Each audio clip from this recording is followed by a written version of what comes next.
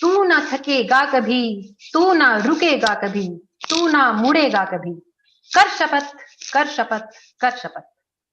कठिनाइयों और विषम परिस्थितियों के बीच अपने पक्के इरादे को संभाले हुए अध्ययन के लिए तत्पर हमारे सभी प्यारे विद्यार्थियों को टीम हिंदी का प्यार भरा नमस्कार। और उनके मनोबल और उत्साह का सशक्त आधार बने उनके सभी शिक्षक मित्रों को, हमारे सभी शिक्षक मित्रों को हमारा सुप्रभात। इसके अतिरिक्त टीम हिंदी आज की इस ऑनलाइन कक्षा में अपने सभी दर्शकों का भी हार्दिक अभिनंदन करती है। प्यारे बच्चों, एक बहुत पुरानी कहावत है कि पहला सुख निरोगी काया। बच्चों, जब हम स्वस्थ होंगे तभी अपने लक्ष्यों की ओर अग्रसर हो सकेंगे। ये बात तो आप सब समझते हैं। तो कोविड-19 की वैश्विक महामारी के इस दौर में हमें अपने स्वास्थ्य को बचाने के लिए, उसकी रक्षा के लिए कुछ बातों का निरंतर रूप से ध्यान रखना है। वे कौन सी बातें हैं, आइए देखते हैं एक बार फिर से। कोरोना से बचाव के उपाय अपनाएं, मास्क पहने, 2 गज की दूरी बनाएं। ये सभी बातें एक बार फिर से दोहरा लेते हैं प्यारे बच्चों। सही से मास्क पहने, मुंह और नाक को ठीक से ढककर रखें, हाथ धोएं, बार बार हाथों के सैनिटेशन का ध्यान रखें, निभाएं 2 गज की दूरी, क्योंकि जब तक दवाई नहीं तब तक बिल्कुल ढिलाई नहीं, बिल्कुल लापरवाही नहीं। तो इन बातों को याद रखते हुए अब हम चलते हैं आगे। आज की जो कक्षा है, आगे बढ़ते हैं। आज की कक्षा की जो मुख्य प्रस्तोता हैं आज की इस ऑनलाइन कक्षा में, आप सबका टीम हिंदी की ओर से स्वागत है बच्चों। आज के मुख्य प्रस्तोताओं से मैं आपका परिचय करा देती हूँ। श्रीमती नीलू मलिक मैम और डॉक्टर अनुपमा मैम आज के मुख्य प्रस्तोता हैं। इसके अतिरिक्त प्यारे बच्चों, पूरी टीम हिंदी आपके साथ बनी रहेगी यूट्यूब पर। हमारे समन्वयक और team leader doctor Shivendra Kumar Jha, सह समन्वयक डॉक्टर अंकित कुमार श्रीवास्तव, सुमन शर्मा यानी मैं, डॉक्टर आलोक तिवारी सर और श्रीमती जेबा अब्बास मैम। खूब सारे प्रश्न पूछिए प्यारे बच्चों, क्योंकि आपके प्रश्नों के उत्तर देने के लिए हम तत्पर हैं। और अब वह क्षण आ गया है जिसका आप सबको बेसब्री से इंतजार है, प्रतीक्षारत हैं हमारे प्यारे बच्चे, और एक बहुत ही स्वस्थ प्रतिस्पर्धा में रत हैं हमारे प्यारे बच्चे, क्योंकि गूगल प्रश्नोत्तरी के प्रश्नों के उत्तर देकर वे अपने इस प्रतिस्पर्धा में जी जान से जुटे हुए हैं। और कुल प्रतिभागी जिनके उत्तर हमें प्राप्त हुए पिछली कक्षा के प्रश्नों के, वे हैं 69,346 बच्चे। बड़ी संख्या में प्यारे बच्चे हमारे प्रश्नों का जवाब दे रहे हैं, कक्षा में भाग ले रहे हैं गूगल प्रश्नोत्तरी में। हमारे लिए बहुत हर्ष और उत्साह का विषय है। और ये वे हैं हमारे टॉप 10 बच्चे जिनके उत्तर हमें सबसे पहले प्राप्त हुए हैं। 10/10 नंबर लिए हैं। 10/10 नंबर तो बहुत सारे बच्चों ने लिए हैं बच्चों, लेकिन ये बच्चे वे हैं जिन्होंने सबसे पहले अपने 10 के 10 उत्तर भेजे हमारे पास। इनके नाम मैं एक बार आपको बताती हूँ सब बच्चों के। पहला रैंक है ज्योति खजूरी खास विद्यालय से। दूसरे रैंक पर आई है कुसुम सोनिया विहार विद्यालय से। नैना गुप्ता तीसरे नंबर पर है दयालपुर विद्यालय से। राजहंस मेहरौली से। 5वें नंबर पर है अक्षय लाल प्रजापति यमुना विहार नंबर 1। इसके बाद 6ठे नंबर पर अमन कुमार कोंडली विद्यालय से। 7वें नंबर पर है आशीष जेजे कॉलोनी बवाना विद्यालय से। आरजू 8वें नंबर पर है नरेला विद्यालय से आरपीवीवी से। 9वें नंबर पर है शिवानी कुमारी, ये भी सोनिया विहार विद्यालय से है। और इसके बाद है 10वें नंबर पर पिंकी पीरागढ़ी विद्यालय से। तो अब इन सभी बच्चों को, इन सभी टॉप 10 बच्चों को और उन सभी बच्चों को जिन्होंने हमारी गूगल प्रश्नोत्तरी में भाग लेकर, सभी प्रतिभागियों ने हमारे पास जवाब भेजे, उन सभी बच्चों को हम हार्दिक अभिनंदन करते हैं, उनको हार्दिक बधाई देते हैं।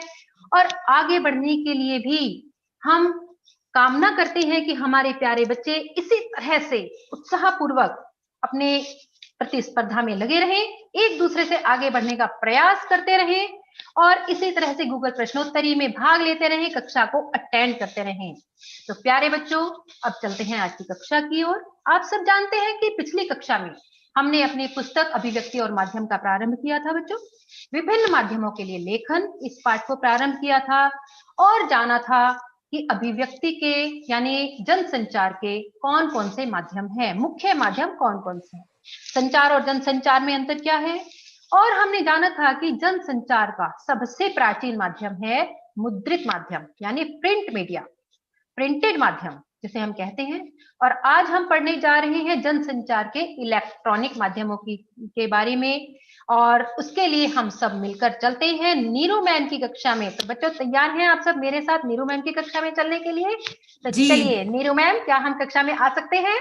बिल्कुल बिल्कुल सुमन मैम, आप सबका स्वागत है। मैं तो इंतजार कर रही हूँ। प्यारे बच्चों, हर कोई चुप, उदास, लाचार है। हर कोई चुप, उदास, लाचार है। ये उस शहर का समाचार है जहां आजकल छपता नहीं कोई अखबार है। नमस्ते प्यारे बच्चों, कैसे हो आप सब? बहुत बढ़िया। हमारे जीवन में बच्चों खबरों का, समाचारों का बहुत महत्व है, बहुत ही अहम भूमिका है। और इसीलिए तो बाखबर रहने के लिए हम सब फिर से आ गए हैं एक साथ। फिर से आपका स्वागत है प्यारे बच्चों। और हमारे प्यारे बच्चे तो बहुत सजग हैं, होशियार हैं, होनहार हैं। और आजकल हम आसपास जो घट रहा है उसको जानने के लिए, और जो जाना जाता है उसको बेहतर तरीके से कैसे बताया जाए, यही सारी बातें तो कर रहे हैं। तो बच्चों, और भी ज्यादा सजग सचेत रहने के लिए बस एक खुराक को दोगुना करना होगा। कौन सी? अरे वही, प्रसन्नता की, आपकी मुस्कान की। तो अच्छे से मुस्काइए और बहुत बहुत अच्छे परिणाम पाइए। तो बच्चों, आज हम पढ़ने वाले हैं जनसंचार के इलेक्ट्रॉनिक माध्यम। और ये जो आपकी मुस्कान है ना प्यारी प्यारी, ये मुझे बता रही है कि आपने जो पिछली बार अब तक पढ़ा है वो बहुत बहुत अच्छे तरीके से आपको याद है। तो बच्चों, देखते हैं और आगे बढ़ते हैं कि आपको कितना याद है। जी हाँ बच्चों, चलते हैं आगे। तो पिछली बार हमने समझा था कि जनसंचार क्या है। जन मतलब लोगों का समूह, संचार मतलब बातचीत करना, संदेशों का आदान प्रदान। तो एक लोगों के समूह में जब किसी विशाल वर्ग में तकनीक या यंत्र के माध्यम से संवाद कायम किया जाता है तो वह जनसंचार कहलाता है। और इस जनसंचार के कार्य क्या होते हैं? सूचना देना, शिक्षित करना, मनोरंजन करना, जनमत निर्माण करना, निगरानी करना, विचार विमर्श के मंच। और मुझे अच्छे तरीके से पता है आपने बहुत सारे संचार के उदाहरण लिए होंगे और अलग अलग तरीके से अपने शिक्षकों से भी विचार विमर्श किया होगा। ये किस प्रकार का संचार का प्रकार है? जैसे अभी हम कौन सा संचार कर रहे हैं, किस प्रकार का संचार कर रहे हैं? बिल्कुल सही बच्चों, अभी हम जनसंचार कर रहे हैं। और हमने मुद्रित माध्यमों के बारे में जाना था, पुस्तकें, समाचार पत्र, पत्रिकाएं, जर्नल, पोस्टर, पैम्फलेट, है ना। और ये भी कि जो मुद्रित माध्यम है, जो प्रिंट माध्यम है, वो आधुनिक माध्यमों में सबसे पुरानी है। साथ ही बच्चों, हमने मुद्रित माध्यमों की विशेषताएं, सीमाएं और लेखन के लिए क्या क्या बातें ध्यान रखनी चाहिए, इनको भी हमने बहुत अच्छी तरीके से समझा था। कितना समझा था मुझे भी तो पता चले। तो इसके लिए मैं आमंत्रित करती हूँ अनुपमा मैम को कि वो जल्दी से आपसे प्रश्न पूछ लें, क्योंकि आप बहुत तत्पर हैं उत्तर देने के लिए। जी अनुपमा मैम, आ जाइए। धन्यवाद नीरू मैम। बच्चे बड़े ध्यान से समझ रहे हैं। सुप्रभात, सभी को सुप्रभात। प्यारे बच्चों, हर सप्ताह हम पाठ्यक्रम के कुछ नए अंश लेकर आपके पास आते हैं, लेकिन उससे पहले थोड़ा सा दोहराते हैं। आपने अब तक जो समझा हम आपसे पूछेंगे वही। तो जल्दी से बताइए, दिए गए विकल्पों में से कौन सा है सही? तो मेरा पहला प्रश्न है, छापे खाने के आविष्कार का श्रेय गुटेनबर्ग को जाता है। यह सही है या गलत? दूसरा, भारत में पहला छापाखाना कोलकाता में खुला। तीसरा, उद्दंड मार्तंड के संपादक जुगल किशोर शुक्ल थे। चौथा, दो मित्रों द्वारा फोन पर बातचीत करना जनसंचार का उदाहरण है। पांचवा, मुद्रित माध्यमों में हम अपनी पसंद के अनुसार पढ़ सकते हैं। और छठा, अखबार या पत्रिकाओं में समाचारों और रिपोर्ट को प्रकाशन के लिए स्वीकार करने की कोई निश्चित समय सीमा या डेडलाइन नहीं होती। तो बच्चों, आप आसानी से छांट सकते हैं इनमें से कौन सा सही है और कौन सा गलत। आप ये छांटिए और तब तक हम दोबारा चलते हैं नीरू मैम के पास, जो कि आपकी कक्षा को आगे लेकर जाएंगी। आ जाइए नीरू मैम। जी अनुपमा मैम, तो बच्चों आपके सामने है रेडियो। रेडियो है एक श्रव्य माध्यम, यानी कि जिसको सुना जाता है। तो अब हम आगे चलते हैं और थोड़ा सा इसका इतिहास को देख लेते हैं बच्चों। सन 1895 में इटली के जो इलेक्ट्रिकल इंजीनियर थे जी मार्कोनी, उन्होंने वायरलेस के जरिए ध्वनियों और संकेतों को एक जगह से दूसरी जगह भेजने में एक बड़ी कामयाबी हासिल की थी। तब रेडियो जैसा माध्यम हमारे सामने आया था। और भारत में पता है आपको 1936 में ऑल इंडिया रेडियो की स्थापना हुई और 1993 में एफएम की शुरुआत हुई थी। आजकल तो आप FM radio, FM rainbow, FM मिर्ची, रेडियो तड़का, बहुत सारे चैनल सुनते होंगे ना रेडियो पर। बहुत बढ़िया बच्चों, ये शहरों के साथ साथ ग्रामीण अंचलों में भी बहुत लोकप्रिय है ये माध्यम। प्यारे बच्चों, इसका इतिहास आप 11वीं में भी पढ़ सकते हैं, लेकिन पढ़ चुके हैं, लेकिन आप प्यारे बच्चों इनको दोहराना जरूर। इसी के साथ हम आगे चलते हैं और देखते हैं रेडियो के बारे में, इसकी खूबियां आखिर क्या क्या है और कैसे जो आवाजें हैं वो एक जगह से दूसरी जगह तक पहुंचती हैं। बच्चों, यह एक ध्वनि माध्यम है और जो ध्वनि तरंगों के जरिए यह देश के कोने कोने तक पहुंचता है। दूर दराज के गांवों में जहां संचार यानी कि संदेशों के आदान प्रदान और मनोरंजन के अन्य साधन नहीं होते हैं, वहीं ये रेडियो ही तो है जो हमें बाहरी दुनिया से जोड़ता है। और बच्चों, इसकी जो पहुंच है वो असीमित है, ये सबको बहुत आसानी से उपलब्ध है और ये दूसरे संचार के माध्यमों से भी ज्यादा सस्ता है। और इसकी तात्कालिकता, घनिष्ठता और प्रभाव के कारण, तात्कालिकता मतलब जो ये तुरंत संचार होता है, संदेशों का आदान प्रदान होता है। घनिष्ठता मतलब जो लोगों से जुड़ाव है, जो ये देश के कोने कोने तक इसकी पहुंच है। और जो इसका प्रभाव है, जो जनसंचार के कार्य हैं, जो उद्देश्य है, वो जितनी आसानी से ये पूरी करता है, जनमत निर्माण करता है, मनोरंजन करता है, इतनी सारी खूबियों के कारण ही तो गांधी जी ने इसको अद्भुत शक्ति कहा था। तो इस अद्भुत शक्ति में क्या कुछ कमियां भी हैं? आइए थोड़ा सा उन पर भी नजर डालते हैं। तो बच्चों, इसमें जब आपने कितनी ही बार रेडियो समाचार सुने होंगे, तो क्या होता है कि जो श्रोता है यानी कि जो सुनने वाला है, वो अपनी इच्छा अनुसार नहीं सुन सकता है। एक तो उसको बुलेटिन के प्रसारण का इंतजार करना होगा और बारी बारी से एक के बाद एक दूसरा समाचार सुनना होगा। अब देखो, अखबार में तो क्या होता है, हमने क्या बात की थी कि अगर आपको खेल पसंद है या मनोरंजन पृष्ठ पसंद है तो हम तो तुरंत उसी पेज पर जाते हैं और पढ़ लेते हैं। लेकिन रेडियो समाचार में ऐसी सुविधा उपलब्ध नहीं होती, हमें बारी बारी से समाचार को सुनना होता है। और अगर कोई मुश्किल वाक्यांश आ जाएगा या शब्द आ जाएगा तो समाचार समझने में कठिनाई हो सकती है। अब हम रुक करके अब शब्दकोश में अगर उसका अर्थ ढूंढने लगेंगे तो समाचार आगे बढ़ जाएगा। और दूसरी बात बच्चों, रेडियो में अखबार की तरह पीछे लौटकर सुनने की सुविधा नहीं है। मतलब समाचार में तो हम 2 घंटे बाद, 3 घंटे बाद, हफ्ते बाद उस समाचार का विश्लेषण कर सकते हैं, उस पर चिंतन कर सकते हैं, लेकिन रेडियो तो तुरंत तुरंत उसमें समाचार आगे निकलते जाते हैं और हमें वो दोबारा से सुनने पड़ेंगे। इसी के साथ बच्चों, जो रेडियो समाचार हैं वो कैसे होते हैं? सबसे पहले तो हमें ये पता होना चाहिए कि जो रेडियो है बच्चों, वो एक रेखीय माध्यम है। अब ये एक रेखीय माध्यम क्या होता है? मतलब वह माध्यम जिसमें सुनने वाले और सुनाने वाले के बीच संवाद की, बातचीत की गुंजाइश नहीं होती है। रेडियो समाचार बुलेटिन का स्वरूप, ढांचा और शैली इसी आधार पर तय करते हैं। तो बच्चों, जो रेडियो के पत्रकार है ना, उनको बड़े अपना श्रोताओं का बहुत ज्यादा ध्यान रखना होता है, क्योंकि जो भी घटना हुई एक तो उसके ब्यौरे को आसान शब्दों में प्रस्तुत करना है, जिससे श्रोता को, सुनने वाले को वो घटना भी याद रह सके, एक चित्र भी वो अपने दिमाग में अंकित कर सके। और इस तरीके से बच्चों, आपने देखा कि समाचार जो जर्नलिस्ट है रेडियो के, उन्हें कितना ध्यान रखना पड़ता है, कितनी सावधानी बरतनी पड़ती है समाचार को प्रस्तुत करने में। तो आखिर ये समाचार क्या है?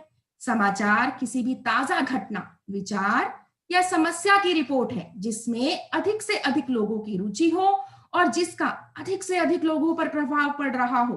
अब जैसे हाल के दिनों में भी अमेरिका में चुनाव हुए ना, तो संभावित सरकार क्या होगी, कौन जीतेगा, इसको जानने की जिज्ञासा, इसको जानने की इच्छा हम सभी में थी ऐसी जिज्ञासा। तो सभी समाचार माध्यम भी, चाहे वो रेडियो हो, चाहे वो टीवी हो, चाहे वो अखबार हो, सब जल्दी से जल्दी ताजा समाचार हम तक उपलब्ध करवा रहे थे, क्योंकि ताजा घटना, ताजा विचार उपलब्ध कराने की जिम्मेदारी है समाचार माध्यमों की। ठीक है बच्चों, तो क्या रिपोर्टर को बस समाचार मिला और उसने लिख डाला? कैसे लिखे जाते हैं समाचार? क्या समाचार लिखने की कोई विशेष शैली होती है? बिल्कुल बच्चों, चलिए आगे चलते हैं। और जो समाचार लेखन की शैली है ना बच्चों, वो होती है उल्टा पिरामिड शैली। कोई भी माध्यम हो, रेडियो हो, टीवी हो, अखबार हो, कोई भी माध्यम हो, इसी शैली में, उल्टा पिरामिड शैली में ही समाचार लिखे जाते हैं। ये लोकप्रिय प्रभावी शैली है। और प्यारे बच्चों, रेडियो, टीवी, अखबार में 90% स्टोरीज इसी शैली में कवर की जाती हैं। इसमें जो इंट्रो या मुखड़ा होता है, इसमें खबर की सबसे अहम बात को शुरू की 2 या 3 पंक्तियों में ही बता दिया जाता है। प्यारे बच्चों, यही खबर का सबसे अहम हिस्सा होता है। एक बार हम फिर से पिछली वाली स्लाइड पर चलते हैं और उसमें देखते हैं कि एक कथात्मक शैली में तो सीधा पिरामिड बना हुआ है। अब सीधा पिरामिड यानी कि अब रेडियो में तो क्या हुआ कि जो समापन है यानी कि जो क्लाइमैक्स है वो इस उल्टा पिरामिड शैली में सबसे पहले बता दिया गया। लेकिन कथा में ऐसा नहीं होता। आपने 2 बैलों की कथा कहानी पढ़ी थी ना, उसमें हीरा और मोती के बारे में हम जानना आखिर तक जाते थे। क्या वो बच पाएंगे, क्या वो अपने घर पहुंच पाएंगे, उनका क्या होगा।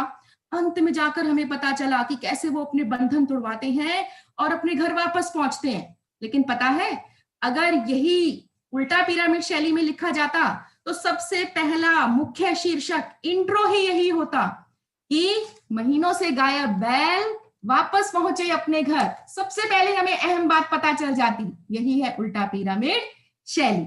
अब हम आगे चलते हैं बच्चों और जानते हैं उल्टा पिरामिड शैली के बारे में। इसमें क्या क्या होता है? इंट्रो, बॉडी, समापन। अब इंट्रो में क्या होता है? समाचार लेखन के जो 6 ककार होते हैं ना, उसमें से जो पहले 6 ककार हैं, जो पहले 6 हैं, क्या, कौन, कब, कहां की जानकारी दी जाती है। जो मुख्य खबर है उसको 2 या 3 पंक्तियों में बता दिया जाता है। बॉडी में क्या होता है?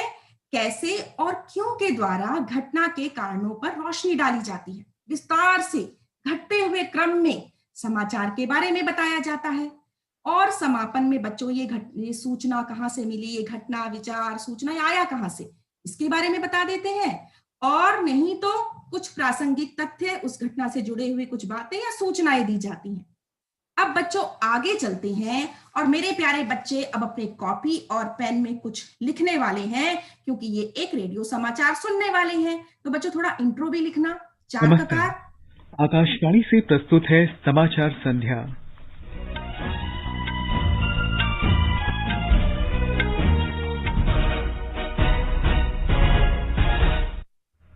प्रधानमंत्री नरेंद्र मोदी ने गुजरात में नर्मदा जिले के केवड़िया में सरदार पटेल जूलॉजिकल पार्क और आरोग्य वन का उद्घाटन किया तथा विभिन्न परियोजनाओं की आधारशिला रखी।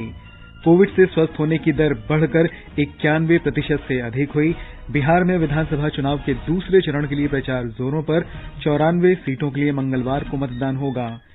ईद ए मिलाद उन नबी आज देश भर में धार्मिक उत्साह के साथ मनाया गया और आईपीएल क्रिकेट में किंग्स 11 पंजाब और राजस्थान रॉयल्स के बीच मुकाबला जारी। समाचार संध्या में नवीन सक्सेना। समाचार विस्तार से। प्रधानमंत्री नरेंद्र मोदी ने गुजरात के नर्मदा जिले में केवड़िया के निकट स्टैच्यू ऑफ यूनिटी के पास जंगल सफारी परियोजना और हल्के पदार्थों से बने जियोडेसिक गुंबद का आज उद्घाटन किया। उन्होंने वहां पर एकीकृत विकास परियोजना के अंतर्गत 17 परियोजनाओं का उद्घाटन किया और 4 नई परियोजनाओं की आधारशिला रखी। इन परियोजनाओं में निगरानी चैनल, नवगोरा सेतु और गारुदेश्वर तटबंध, सरकारी मकान, बस टर्मिनल, एकता नर्सरी, खलवानी इको पर्यटन और आदिवासी आवास गृह शामिल हैं। उन्होंने स्टैच्यू ऑफ यूनिटी तक एकता क्रूज सेवा की भी शुरुआत की। अत्याधुनिक जूलॉजिकल पार्क परियोजना 375 एकड़ भूमि पर फैली हुई है और इसे 7 विभिन्न चरणों में बनाया गया है। इसे रिकॉर्ड समय में पूरा किया गया है। इसमें दुनिया भर से 1100 से अधिक पक्षी और 100 से अधिक विभिन्न प्रजातियों के जीव रखे गए हैं। हमारे संवाददाता ने खबर दी है कि पार्क में बच्चों के लिए बहुत सारे आकर्षण हैं, जिनमें कबूतर, फारसी बिल्ली, खरगोश, गिनी पिग, घोड़े, छोटी भेड़ और बकरी, टर्की तथा सारस शामिल। प्रधानमंत्री नरेंद्र मोदी कल लौह पुरुष सरदार वल्लभ भाई पटेल की 145वीं जयंती पर उन्हें श्रद्धांजलि देने के साथ ही स्टैच्यू ऑफ यूनिटी पर आयोजित एकता परेड में हिस्सा लेंगे। सरदार पटेल की जयंती राष्ट्रीय एकता दिवस के रूप में मनाई जाती है। हाँ जी बच्चों, तो आपने ध्यान से सुने ना, बहुत अच्छी बात है, बिल्कुल मुझे पता है। और आप समझ रहे होंगे कि इंट्रो, बॉडी और समापन किस तरीके से श्रेणीबद्ध किया गया है और कैसे उल्टा पिरामिड शैली में समाचार प्रस्तुत किए गए हैं। लिख लिया है ना आपने? चलो देखते हैं आपने कितना समझा और हम आगे चलते हैं बच्चों। तो सबसे पहले आता है इंट्रो या मुखड़ा। बिल्कुल, तो इंट्रो में प्रधानमंत्री नरेंद्र मोदी ने गुजरात में नर्मदा जिले के केवड़िया में सरदार पटेल जूलॉजिकल पार्क और आरोग्य वन का उद्घाटन किया और विभिन्न परियोजनाओं की आधारशिला रखी। तो बच्चों आ गया ना शुरू की इंट्रो में ही, क्या, कौन, कब, कहाँ। और इसके साथ आती है बॉडी। आपने देखा बॉडी में समाचारों को विस्तार से बताया गया, कैसे उद्घाटन किया, क्यों किया, क्या क्या वहां पर हुआ, कैसे एकीकृत विकास परियोजना के अंतर्गत 17 परियोजना का उद्घाटन किया गया, 4 नई परियोजनाओं की आधारशिला रखी गई। इन परियोजनाओं में कौन कौन सी योजनाएं शामिल थी, साथ में ये जूलॉजिकल पार्क कितनी एकड़ भूमि में फैला हुआ है, इसे कितने चरणों में बनाया गया है, बच्चों के लिए कितने सारे आकर्षण हैं उनके बारे में भी बताया गया। वहां की जो वनस्पति जगत है, जो जिसको वहां पर लाया गया है, बनाया गया है, उसके बारे में भी हमने बहुत विस्तार से सुना। ठीक है बच्चों, तो अब इसके बाद बारी आती है समापन की। अब समापन में क्या होता है, मैंने आपको बताया था कि प्रासंगिक तथ्य, मतलब इस खबर से जुड़े हुए जो जरूरी बातें हैं, जो उससे संबंधित है, वो सूचनाएं जो है वो बता दी जाती हैं। जैसे इसमें बताया गया कि जो लौह पुरुष हैं सरदार पटेल जी, उनकी 145वीं जयंती थी इस बार 31 अक्टूबर को। तो उसके उपलक्ष्य पर प्रधानमंत्री नरेंद्र मोदी जी ने उन्हें श्रद्धांजलि देने के साथ साथ स्टैच्यू ऑफ यूनिटी पर आयोजित एकता परेड में हिस्सा लेंगे वो। और जो सरदार पटेल की जो जयंती है वो राष्ट्रीय एकता के रूप में, दिवस के रूप में मनाई जाती है। तो ये प्रासंगिक तथ्य और सूचनाएं थी। तो इस तरीके से एक बन गया समाचार उल्टा पिरामिड शैली में, इंट्रो, बॉडी, समापन। अब बच्चों आपने देखा जो समाचार वाचक हैं वो एक गति में, एक रफ्तार में अपने समाचार को पढ़ रहे थे, तो कोई दिक्कत ना हो इसके लिए बड़ा ध्यान रखा जाता है। आप कभी रेडियो के लिए समाचार लिखेंगे ना, तो आप इन बातों का जरूर ध्यान रखिएगा कि जो समाचार कॉपी है वो टाइप्ड होनी चाहिए और साफ सुथरी होनी चाहिए। अब टाइप मतलब जो अभी आप स्क्रीन पर देख रहे हैं ना, ये जो आप देख रहे हैं स्क्रीन पे जो लिखा हुआ है वो टाइप्ड है, तो पढ़ने में बहुत आसानी है। इसी तरीके से जो शब्द लिखे जाते हैं उनके बीच में ट्रिपल स्पेस होना चाहिए। देखिए जो नीले रंग में लिखा है ट्रिपल स्पेस में, इन अक्षरों के बीच में, इन शब्दों के बीच में 3 स्पेस दिए गए हैं। तो इतनी दूरी होनी चाहिए बच्चों। एक लाइन में कितने शब्द होने चाहिए ज्यादा से ज्यादा? 12 या 13। पंक्ति के आखिर में कोई शब्द टूटा हुआ नहीं होना चाहिए, विभाजित नहीं होना चाहिए, और पृष्ठ के आखिर में भी कोई लाइन इस तरीके से नहीं होनी चाहिए। क्यों? नहीं तो फिर जो वाचक है, जो समाचार बोल रहा है, उसकी जो रफ्तार है, वो गति है, वो भी टूट जाएगी। संक्षिप्ताक्षर और संकेत चिन्ह नहीं लिखे जाने चाहिए। आप कई बार लिखते हैं, आप भी संक्षिप्ताक्षर PTO ऐसे इस्तेमाल करते हैं ना, तो इस तरीके से नहीं लिखे जाते हैं। लेकिन हाँ, अगर वो लोकप्रिय है तो उनका इस्तेमाल किया जाता है, जैसे WHO, यूनिसेफ, सार्क आदि। और प्रतिशत चिन्ह की जगह पूरा शब्द लिखेंगे प्रतिशत। 1 से 10 तक के अंकों को शब्दों में लिखा जाएगा। 11 से 999 के अंकों को अंकों में लिखा जाना चाहिए। इस संख्या को अंकों में लिखा जाता है, ठीक है। लेकिन अगर कोई बड़ी संख्या आ गई तो बड़ी संख्या लिख देंगे? नहीं, उसको कैसे लिखेंगे? शब्दों में लिखेंगे बच्चों। जैसे 13,24,550 पूरा शब्दों में लिखना होगा। तो इसी के साथ बच्चों अब हम चलते हैं आगे और देखते हैं कि आपको अब ये सब कुछ याद है। अनुपमा मैम आ जाइए, बच्चे इंतजार कर रहे हैं। नीरू मैम, मैं तो पहले से तैयार हूँ क्योंकि बच्चे इतने ध्यान से सुन रहे हैं। हाँ तो बच्चों, आपने रेडियो का इतिहास समझा, इसकी खूबियां जानी और इसकी खामियां भी पहचानी। लेकिन अब आप सही से उत्तर भी दे देंगे, इस बात की हमें कोई नहीं है हैरानी। तो अब आपकी बारी आई है, आप जल्दी से उत्तर दीजिए बच्चों। मैं प्रश्न पढ़ती जाती हूँ और आप उत्तर अंकित करते जाइए। पहला प्रश्न है, छपे शब्दों में स्थायित्व होना डैश माध्यम की विशेषता है। किस माध्यम की? मुद्रित माध्यम की या फिर रेडियो समाचार की? दूसरा प्रश्न है, खबर का सबसे अहम हिस्सा कौन सा होता है, इंट्रो या बॉडी? और तीसरा प्रश्न है, रेडियो कैसा माध्यम है, दृश्य माध्यम या फिर श्रव्य माध्यम? तो बच्चों, आप उत्तर दे रहे हैं ना? बिल्कुल, मुझे समझ आ रहा है, आपका चैट बॉक्स दौड़ना शुरू भी हो गया। शाबाश बच्चों, ऐसे ही जल्दी जल्दी अपना रिस्पॉन्स देते जाइए और हम अपनी कक्षा को आगे बढ़ाते हैं। हाँ तो नीरू हाँ मैम, जी बच्चे जी तैयार अनुपमा हैं? मैम, बिल्कुल हमारे बच्चे बहुत होनहार हैं, बहुत होशियार हैं और उत्तर देने में तो बिल्कुल बहुत रफ्तार पकड़ लेते हैं। बच्चों, अब हम आगे बढ़ रहे हैं, हम भी रफ्तार के साथ। अब हम जिसको देखा भी जाता है, सुना भी जाता है, उस टेलीविजन के पास पहुंच गए हैं और आगे बढ़ते हैं। बच्चों, इसके इतिहास के बारे में भी आप 11वीं में बहुत अच्छे तरीके से पढ़ चुके हैं। आपको पता है कि इनको दोहराना भी बहुत जरूरी है, तो आप जरूर दोहराइएगा। 1976 तक जो टेलीविजन सेवा थी वो आकाशवाणी का हिस्सा थी और 1 अप्रैल 1976 में इसे अलग कर दिया गया था। ठीक है, और पता है क्या नाम दिया गया था? दूरदर्शन। दूरदर्शन से तो आप बहुत अच्छी तरीके से परिचित हैं बच्चों।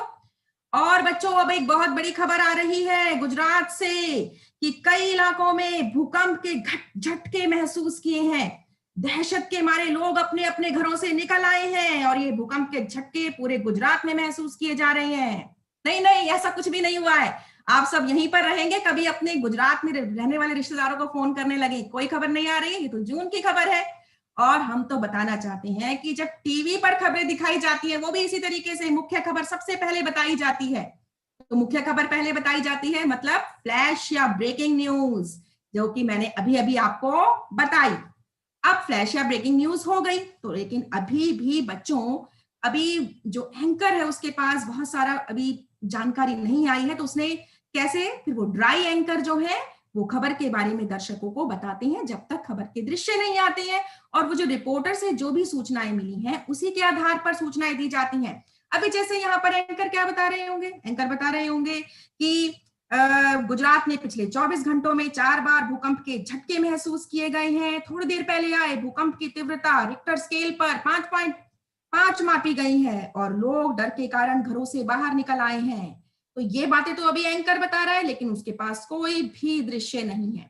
लेकिन तब तक वहां पर जो रिपोर्टर मौजूद है घटनास्थल पर, उससे फोन करके बातचीत करने की कोशिश की जा रही है, संपर्क स्थापित करने की कोशिश की जा रही है। और यहाँ पर ड्राई एंकर बता रहे हैं वहां के हालात क्या है। जैसे ही हमारे संवाददाता जनक हमसे जुड़ते हैं, हम उनसे अपडेट लेंगे। तो जनक जी हमारे साथ फोन पर जुड़ चुके हैं। जनक जी, अभी वहां की क्या स्थिति है? तो इसी को कहते हैं बच्चों फोन इन। इसमें एंकर रिपोर्टर से फोन पर बात करके सूचनाएं दर्शकों तक पहुंचाते हैं। इसमें जो रिपोर्टर है ना, वो घटना वाली जगह पर मौजूद होता है। तो अब वहां से स्थिति पूछी गई तो वो क्या बताएंगे? बिल्कुल बिल्कुल लोग डरे हुए हैं, क्योंकि इसकी तीव्रता काफी ज्यादा थी। इसके चलते लोग अपने घरों से बाहर निकल आए हैं। अब इसके बाद क्या होता है बच्चों? इसके बाद अब आ गए हैं एंकर के पास एंकर विजुअल, यानी कि चित्र आ चुके हैं। अब हम दर्शकों तक चित्र भी दिखाए जाएंगे। इसमें दृश्यों के आधार पर खबर दिखाई जाती है। अब एंकर क्या बोलेंगे यहाँ पर कि 8:13 पर पहला झटका महसूस किया गया था। ये देखिए, छतों से ऐसे बड़े बड़े टुकड़े गिरे और दहशत के कारण लोग सड़कों पर कैसे इकट्ठा हो गए हैं। अब वहां पर कौन मौजूद है? संवाददाता मौजूद है और वो वहां के लोगों से बाइट लेंगे, यानी कि उनसे बातचीत करेंगे। जो वहां प्रत्यक्षदर्शी हैं, जो संबंधित व्यक्ति हैं, उनके कथन को सुना करके खबर को प्रामाणिकता दी जाती है। जैसे यहाँ पर एंकर क्या कहेंगे? अभी ग्राउंड जीरो से मौजूद है हमारी संवाददाता गोपी, जो प्रभावित क्षेत्रों से लोगों से घटना के बारे में जानकारी ले रही हैं। तो संवाददाता क्या पूछ रही होंगी यहाँ पर प्रत्यक्षदर्शी से कि आपको कितनी देर तक भूकंप के झटके महसूस हुए? तो ये स्थानीय निवासी यहाँ पे बता रहे होंगे कि लगभग 5 सेकंड तक, और इसके बाद हम अपने घरों से भागे। अच्छा, किस तरीके का माहौल था? अचानक कुछ समझ नहीं आया, शोर हुआ और सब भागकर बाहर आ गए। अभी तक हमें बहुत डर लग रहा है। तो इस तरीके की बातें की जाती हैं। तो इसी को कहते हैं बाइट, यानी कि कथन। तो बच्चों, इसके बाद आगे चलते हैं और देखते हैं कि इसके बाद खबरों के विभिन्न चरण में क्या होता है। इसके बाद है लाइव। अब पूरी कवरेज है और पूरा का पूरा दृश्य है वो वहां पर दिखाया जा रहा है, वहां का माहौल कैसा है, और सीधा प्रसारण किया जाता है। और 7वें पर जो चरण है वो है एंकर पैकेज। एंकर पैकेज में जो संबंधित घटना के दृश्य हैं, इससे जुड़े लोगों की जो बाइट है, यानी कि बातचीत है, कथन है वो ग्राफिक के जरिए भी जरूरी सूचनाएं यहाँ पर दिखाई जाती हैं। जैसे कि यहाँ पर एंकर बताएंगे कि देखिए जो केंद्र बताया जा रहा है वो इस मैप के जरिए हम आपको बताने की कोशिश कर रहे हैं। राजकोट से 122 किलोमीटर दूर उत्तर पश्चिम में इसका केंद्र रहा है। तो पूरा का पूरा खबर है, पूरी पैकेज है, दृश्य भी है, लोगों से बातचीत भी है, विजुअल्स भी है, सब कुछ है। इसी को हम क्या कहते हैं? Anchor package. तो बच्चों ये है टीवी पर दिखाई जाने वाली खबरें, ठीक है, और उसके चरण। तो बच्चों हमने देखा दृश्य होते हैं यानी कि विजुअल। शब्द जैसे कि मैं अभी एक पत्रकार की जगह बोल रही थी वो वॉइस ओवर कहलाते हैं।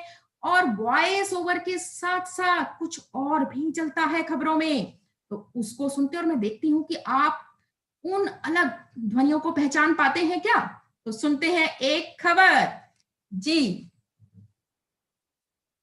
जैसे जैसे क्रिसमस और नए साल के जश्न की गर्मी बढ़ रही है उतनी ही तेजी से सर्दी की मार जबरदस्त होती जा रही है। जम्मू कश्मीर के पहलगाम में पारा शून्य के नीचे 8 डिग्री तक पहुंच चुका है। इतनी सर्दी में यहाँ की मशहूर लीडर घाटी पूरी तरह जम गई। पहाड़ से फूटने वाले इस छोटे से झरने का पानी नीचे की ओर आते आते जम गया और चट्टानों की शक्ल सफेद पड़ गई। जहाँ जहाँ पानी का फैलाव था हर जगह बर्फ नजर आने लगी।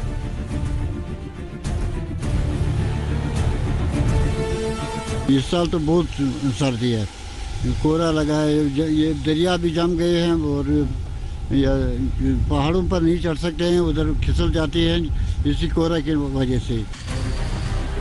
लेकिन जमा देने वाली इस सर्दी में भी पहलगाम की गलियां और बाजार गुलजार हैं। नए साल का जश्न मनाने देश भर से पर्यटकों की भीड़ यहां पहुंची है। सड़क किनारे दिन रात अलाव जल रहे हैं, लोग कंपकपा रहे हैं, लेकिन कुदरती खूबसूरती निहारने के जोश के आगे हर मुश्किल बेमानी है।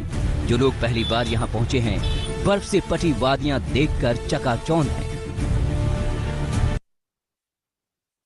हाँ जी बच्चों, तो ये खबर पुरानी है और बच्चों आपने इस खबर में देखा कि खबर को पुख्ता बनाने के लिए स्थानीय निवासी की बाइट और कथन का इस्तेमाल किया गया है ना, बिल्कुल बढ़िया।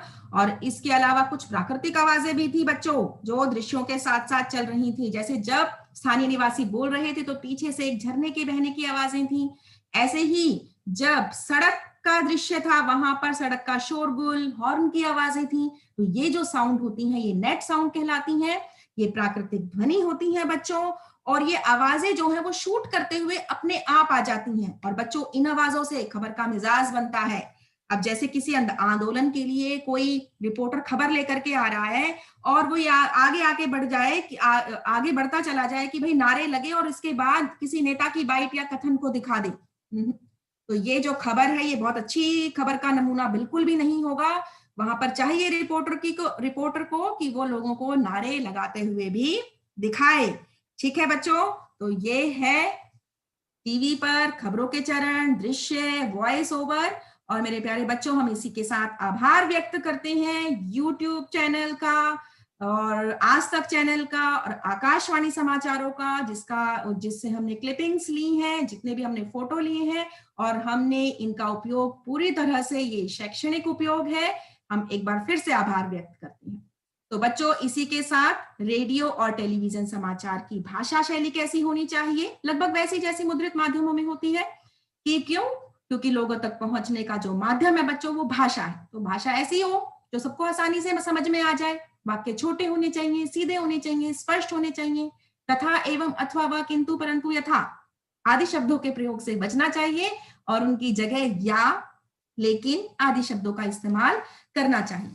तो बच्चों भाषा को प्रभावी बनाने के लिए जहां जरूरी हो मुहावरों का इस्तेमाल किया जा सकता है। जैसे आपने कई बार सुना होगा 12वीं बोर्ड परीक्षाओं में इस बार लड़कियों ने बाजी मारी, वीर सपूतों को श्रद्धांजलि देते हुए पूरे देश की आंखें हुई नम, मंगलयान अभियान सफल, भारत ने इतिहास रचा, कोहली की धुआंधार पारी ने बनाई जीत की राह आसान। तो बच्चों ये कुछ मुहावरे जिससे भाषा जो है वो थोड़ी आकर्षक बन जाती है। और बोलचाल के शब्दों का उपयोग करना चाहिए। स्थानांतरण की जगह तबादला, पंक्ति की जगह कतार, क्षमा की जगह माफी, ऐसे शब्दों का इस्तेमाल करना चाहिए।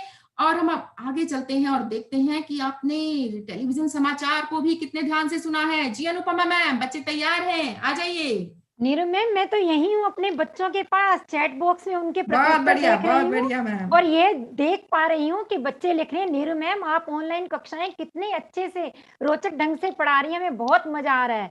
और यहाँ स्वाति गुप्ता लिखती है कि मैडम आपने जो समाचार सुनाया उसको सुनकर तो लगा जैसे मैं न्यूज चैनल देख रही हूँ। वाकई बच्चों, लग रहा है कि आप ध्यान से सुन रहे हैं। और बच्चों, आपने टेलीविजन के बारे में ध्यान से समझा और टेलीविजन तो है हम सबको प्रिय, आपने पाई इसकी पूरी जानकारी।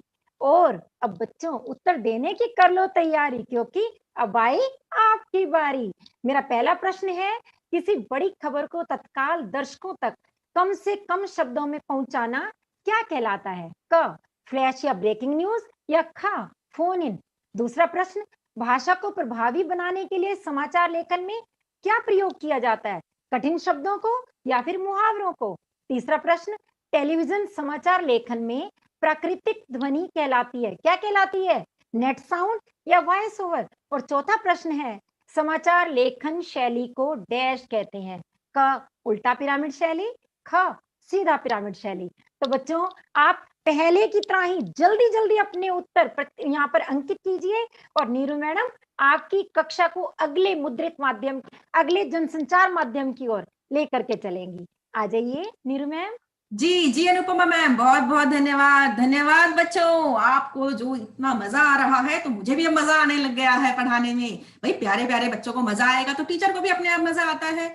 लेकिन बच्चों प्रश्न जरूर पूछते रहिए, ठीक है? तो जनसंचार के अब एक और आधुनिक माध्यम यानी कि इंटरनेट की तरफ हम बढ़ चुके हैं। और इंटरनेट हम सबका प्रिय माध्यम, आजकल लोकप्रिय ताकतवर माध्यम बन चुका है। एक ऐसा माध्यम जिसमें प्रिंट मीडिया, रेडियो, टेलीविजन, किताब, सिनेमा, पुस्तकालय के सारे गुण मौजूद हैं। ये सूचना क्रांति का वाहक है।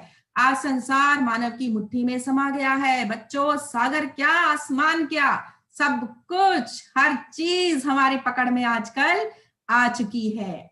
और अगर इंटरनेट ना होता तो क्या हम सब आपसे क्या इस तरीके से अभी बातचीत कर पाते? क्या ऑनलाइन कक्षाएं ले पाते? बच्चों, इंटरनेट की जो पहुंच है वो दुनिया के कोने कोने तक, और इसकी रफ्तार का तो कोई जवाब ही नहीं। खबरों के संप्रेषण में, आदान प्रदान में इंटरनेट का भी उपयोग किया जाता है। बिल्कुल। तो रिपोर्टर क्या करते हैं? अपनी खबरों को एक जगह से दूसरी जगह तक ईमेल के जरिए भेजने में इंटरनेट का इस्तेमाल करते हैं। अब रिपोर्टर तो कहीं बहुत दूर भी हो सकते हैं, उन्हें अपने समाचार चैनल को, एजेंसी को अगर खबर भेजनी है तो वो तुरंत ईमेल का इस्तेमाल करते हैं। और जो रिपोर्टर हैं वो समाचारों को इकट्ठा करने में, उनके सत्यापन में भी इसका इस्तेमाल करते हैं। और प्यारे बच्चों, रिसर्च या शोध का काम तो इंटरनेट ने बहुत आसान कर दिया है। क्यों? आप भी तो अपने प्रोजेक्ट जो हैं वो इंटरनेट के माध्यम से हमारे एक क्लिक पर सारी की सारी दुनिया मौजूद है, पूरी की पूरी जानकारी है। तो हम वहां से भी बहुत सारी जानकारी इकट्ठा करते हैं और अपने रिसर्च को, अपने शोध के काम को कितनी आसानी से पूरा कर लेते हैं।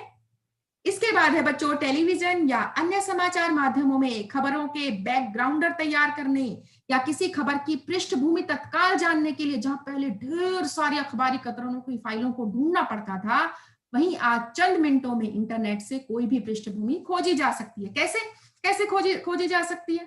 अभी देखो, हाल ही में अभी जो बाइडेन और ट्रंप के बीच में चुनावी मुकाबला हुआ और सब जानना चाहते थे कि जो 4 साल पहले चुनाव हुआ था, तो उसमें जनता की जो क्षेत्रानुसार पसंद है, नापसंद है, वो कहाँ कहाँ बदली है, कहाँ कहाँ सीटों की बढ़त हुई है, कहाँ पे घटी है। तो अब इसके लिए क्या करेंगे? पिछले चुनावों का हमें वोट प्रतिशत देखना पड़ेगा, कहाँ कहाँ घटा पड़ा है। तो क्या करें भाई? पुरानी फाइलें उठाएं, अखबारी कतरनी उठाएंगे रिपोर्टर? इसमें तो बहुत समय हो जाएगा।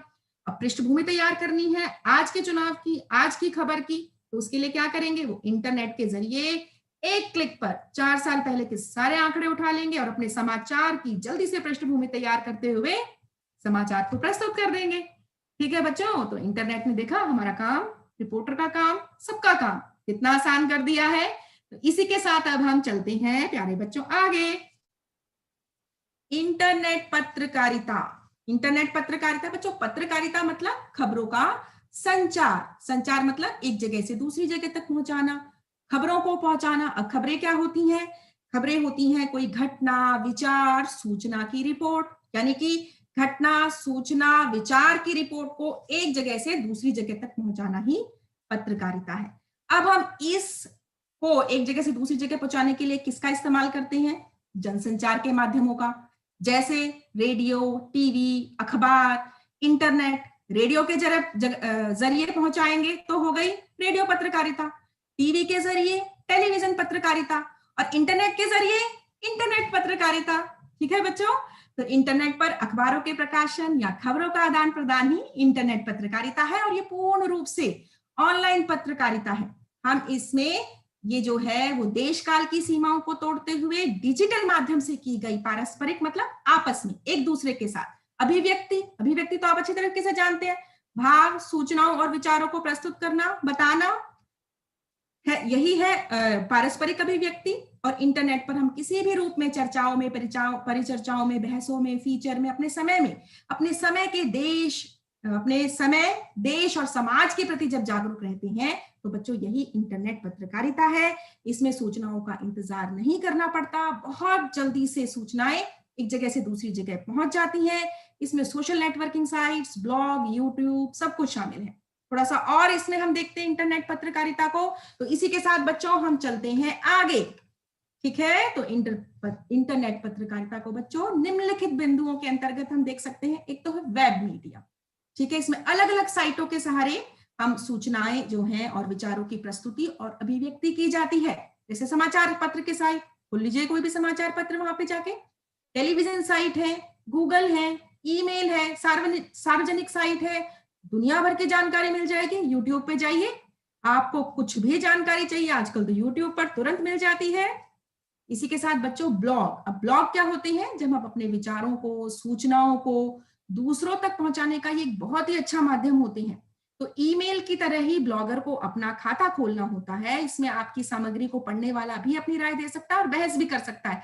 आजकल बच्चों अध्यात्म संबंधी फूड ब्लॉग, टेलीविजन, ये फूड ब्लॉग है, फैशन ब्लॉग है, बहुत सारे ब्लॉग है, यात्रा संबंधी ब्लॉग लिखे जाते हैं। लेकिन बच्चों आपको इसके लिए विशेषज्ञ होना पड़ेगा, उस क्षेत्र का जिसमें आपको रुचि है उसका गहन विश्लेषण, चिंतन और गंभीरता से जानकारी होनी बहुत जरूरी है, तभी प्रसिद्धि पाता है कोई ब्लॉग।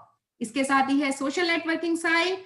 आज बच्चों कई देशों में देशवासियों को एकजुट करने में, सत्ता परिवर्तन करने में भी ये सोशल नेटवर्किंग साइटों ने बहुत अहम भूमिका निभाई है। इसमें कोई मूक दर्शक नहीं है, कोई मूक पाठक नहीं है। फेसबुक है, इंस्टाग्राम है, व्हाट्सएप है। आपको पता है जब मिस्र में होस्नी मुबारक राष्ट्रपति का तख्ता पलट हुआ, इसमें सोशल नेटवर्किंग साइट की बहुत बड़ी भूमिका थी। और 2013 में अन्ना आंदोलन की जो विश्व भर में धूम मची, उसमें भी सोशल नेटवर्किंग साइट की का बहुत बड़ा योगदान रहा है। तो बच्चों ऐसे तो ढेरों सारे उदाहरण हैं। इसी के साथ हम आगे बढ़ते हैं। जी हाँ, और हम थोड़ा सा इसके इतिहास से परिचित हो जाते हैं। विश्व स्तर पर इस समय इंटरनेट पत्रकारिता का तीसरा दौर चल रहा है, जबकि भारत में बच्चों अभी भी दूसरा दौर चल रहा है। और जो वेब भाषा है वो है HTML, hyper text markup language. ठीक है, हाइपर टेक्स्ट मार्कअप लैंग्वेज को हम वेब भाषा कहते हैं, यानी कि HTML। विश्व में जो पहला दौर है बच्चों वो 1982 से 1992 में तक चला, दूसरा दौर 93 से 2001 तक, और तीसरा दौर जो है वो 2002 से अब तक चल रहा है। जबकि भारत में अगर हम तुलना करें तो पहला दौर चला 93 से 2002 तक, और अभी जो है वो दूसरा दौर चल रहा है। अब वेबसाइट पर पत्रकारिता शुरू करने का श्रेय जो है बच्चों वो तहलका.com को जाता है। तहलका.com ने प्रसिद्धि पता है कैसे पाई थी? खोजी पत्रकारिता के जरिए। और भी इसके बारे में आप जानकारी इकट्ठा कीजिएगा। वेब पत्रकारिता साइट कौन कौन सी है? Rediff.com, India Infoline, सीफी। Rediff.com को भारत की पहली साइट कहा जा सकता है जो गंभीरता से इंटरनेट पत्रकारिता कर रही है। और बच्चों हिंदी में जो वेब पत्रकारिता है, पत्रकारिता के बारे में अभी हमने जाना है ना क्या होता है, खबरों का आदान प्रदान, वो जो है हिंदी की जो है वो वेब दुनिया से शुरू हुई। और देखिए आपके स्क्रीन पर वेब दुनिया पूरा का पूरा समाचार पत्र जो है वो डिजिटल रूप से हमारे लिए उपलब्ध है। तो यही है हिंदी में जो वेब पत्रकारिता है वो वेब दुनिया से शुरू हुई थी। तो ये तो पत्रकारिता है, लेकिन जो मैगजीन्स भी जो है हिंदी की बहुत सारी उपलब्ध हैं बच्चों। आपको समय मिले कि हिंदी साहित्य में आजकल क्या चल रहा है, क्या समीक्षा है, क्या कविता, कहानी, नाटक, क्या क्या है नया, और किन किन कई नए नए लेखकों की कौन कौन सी आ रही हैं प्रस्तुतियां, तो उसके जानने के लिए आप जरूर पढ़ना। अनुभूति, अभिव्यक्ति, हिंदी नेस्ट, सराय, कथाक्रम, कादम्बिनी, पाखी, लम्ही, वागर्थ, हंस पत्रिका, जानकी पुल आदि बहुत सारी पत्रिकाएं हैं, तो आप जरूर पढ़ना बच्चों इनको नेट पर। और इसी के साथ हम आगे चलते हैं प्यारे बच्चों। इंटरनेट में कुछ खामियां भी हैं। समाज में अश्लीलता व असामाजिक व्यवहार बढ़ रहा है। अगर बढ़ता है तो इसका कारण हो जाता है इंटरनेट पर जब हम समझदारी से उसका उपयोग नहीं करते हैं। कई बार दुष्प्रचार किया जाता है, गलत मुद्दों को प्रचार के जरिए सही ठहराया जाता है। गैर जिम्मेदाराना व्यवहार और अफवाहों के कारण कई बार शांति भंग की स्थिति भी आ जाती है। आभासी दुनिया में अधिक समय व्यय के कारण वास्तविक जीवन और संबंधों के प्रति उदासीनता आ रही है। और धोखेबाज और फर्जी साइट की उपस्थिति के कारण लोगों का ठगे जाना भी बढ़ रहा है। इस हर बिंदु के बारे में विस्तार से आप अपने शिक्षकों के साथ जरूर चर्चा कीजिएगा, पक्ष विपक्ष कीजिएगा। और इसी के साथ हम चलते हैं आगे। प्यारे बच्चों, हिंदी के फॉन्ट और कीबोर्ड का मानकीकरण। प्यारे बच्चों देखो, अब आपकी स्क्रीन पर 2 कीबोर्ड हैं और दोनों ही कीबोर्ड में अक्षरों का स्थान निर्धारित नहीं है। इस कारण टाइपिंग करने में, अक्षर याद करने में समस्या आती है। अब यूनिकोड क्या होते हैं? यूनिकोड होते हैं कि जो कंप्यूटर होते हैं ना बच्चों, वो नंबरों से संबंधित होते हैं। अब यूनिकोड जो है वो प्रत्येक अक्षर के लिए एक नंबर प्रदान करता है, उसको हम क्या कहते हैं? यूनिकोड कहते हैं। तो एक तो समस्या है कि एक कीबोर्ड का मानकीकरण नहीं, कोई स्टैंडर्डाइज, कोई मानकीकृत अभी हमारे पास कीबोर्ड नहीं है। और इसी तरीके से हिंदी के यूनिकोड भी अभी कोई मानकीकृत नहीं है। तो इस तरह कई बार क्या होता है, क्योंकि सरकारी स्तर पर किसी भी यूनिकोड को अभी मान्यता प्राप्त नहीं है, तो जो हिंदी के प्रशंसक है उनको लिखने में और डाटा भेजने में दिक्कत आ जाती है। और क्या होता है कि जैसे अब अलग अलग यूनिकोड हैं, कोई मंगल है, चाणक्य है, कृतिदेव है, बहुत सारे यूनिकोड है, किसने किसी में टाइप किया हुआ है। तो उसमें होता क्या है कि कई बार जब डाटा भेजा जाता है तो किसी वर्ड से अगर पेज मेकर में भेजा जाए तो सेटिंग में थोड़ी सी गड़बड़ आ जाती है। लेकिन बच्चों अभी इसके ऊपर बहुत काम चल रहा है और जल्दी ही हमारे पास मानकीकृत यूनिकोड और कीबोर्ड होगा। तो बच्चों यही है। इसी के साथ आप पढ़ चुके हैं हिंदी के फॉन्ट और कीबोर्ड के बारे में भी, और आपने कितनी ले ली है जानकारी, इसके लिए फिर से बुला लेते हैं हम अनुपमा मैम को। जी अनुपमा मैम आ जाइए। बिल्कुल बिल्कुल नीरू मैम, मैं उपस्थित हूँ और यह देखकर बहुत अधिक उत्साहित भी हूँ कि हमारे बच्चे कितनी रुचि से पढ़ रहे हैं और निरंतर प्रशंसा कर रहे हैं आपके प्रस्तुतिकरण की। तो बच्चों, आपने इंटरनेट के बारे में इतने ध्यान से समझा, आप ये जान गए कि इंटरनेट पत्रकारिता में है संभावनाएं अपरिमित, इसने किया दुनिया को सीमित। जब समाज का हर वर्ग इंटरनेट का लाभ उठाएगा तो हमारा विद्यार्थी वर्ग भला कैसे अछूता रह जाएगा। तो आपने जितना समझा बच्चों, उसके आधार पर आप पहले सही विकल्प चुनिए, उसके पश्चात आपको अपने प्रश्नों के उत्तर भी अवश्य मिलेंगे। पहला प्रश्न है, HTML कैसी एजेंसी है, वेब भाषा या फिर समाचार एजेंसी। दूसरा है, इंटरनेट पत्रकारिता आजकल बहुत लोकप्रिय है क्योंकि क, इसमें दृश्य एवं प्रिंट दोनों माध्यमों का लाभ मिलता है। ख, इसमें खबरें बहुत तीव्र गति से पहुंचाई जाती हैं। ग, इसमें न केवल खबरों का संप्रेषण, तत्काल पुष्टि, सत्यापन होता है, बल्कि बैकग्राउंडर तैयार करने में भी तत्काल सहायता मिलती है। तो बच्चों, आप इन प्रश्नों के उत्तर भी अंकित कीजिए और साथ ही साथ जो आप अपने प्रश्न पूछ रहे हैं उन्हें भी जारी रखिए। जैसे कि यहाँ पूजा सिंह पूछ रही है कि बाइट क्या है, और यहाँ नेहा गौतम ने पूछा कि मैडम क्या एग्जाम भी ऑनलाइन होंगे। संजना प्रजापति पूछ रही है कि मैडम ब्लॉग को थोड़ा सा और अच्छे से समझा दीजिए। तो इस तरह के आपके सभी प्रश्नों का उत्तर देने के लिए मैं आमंत्रित करती हूँ सुमन मैम को, जो आकर आपके प्रश्नों के भी उत्तर देंगी और साथ ही धन्यवाद ज्ञापन भी करेंगी। आइए सुमन मैम। जी अनुपमा मैम, धन्यवाद अनुपमा मैम। तो प्यारे बच्चों, इंटरनेट को लेकर आपके मन में कई प्रश्न होंगे और इंटरनेट के विषय में आपको ये भी तो लगता होगा कि इंटरनेट कितना बड़ा चमत्कार है विज्ञान का। बिल्कुल सही सोच रही है बेटा। लॉकडाउन के समय में और कोविड-19 के महामारी के इस विषम परिस्थितियों में भी हम घर रहकर अपने कमरे में बैठकर पढ़ाई कर पा रहे हैं। ये क्या किसी चमत्कार से कम है? और ये संभव किस वजह से हुआ है? इंटरनेट की वजह से। तो बेटा ये तो हम मानते हैं कि इंटरनेट विज्ञान का एक आधुनिक चमत्कार है और यह वह बहुमुखी माध्यम है जिसमें सभी माध्यमों का समावेश होता है। मुद्रित माध्यम से लेकर टेलीविजन माध्यम तक, दृश्य श्रव्य माध्यम तक सब कुछ है। तो ब्लॉग क्या होता है?